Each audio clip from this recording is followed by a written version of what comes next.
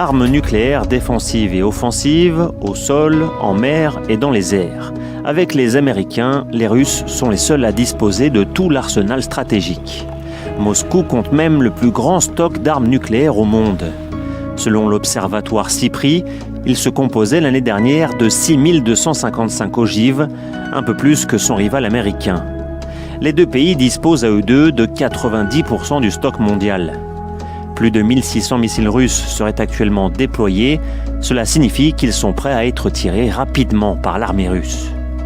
Parmi cet arsenal, il y a l'effrayant RS-28 Sarmat, surnommé Satan II par l'OTAN, la plus grosse arme intercontinentale jamais conçue.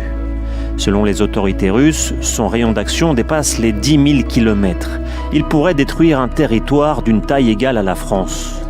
Mais comme les pays disposant de la puissance nucléaire, Moscou s'en sert avant tout comme une force de dissuasion. Ces armes dévastatrices risquent désormais d'être déployées en dehors de la Russie. L'allié biélorusse vient de réformer sa constitution en autorisant la présence de missiles nucléaires sur son sol.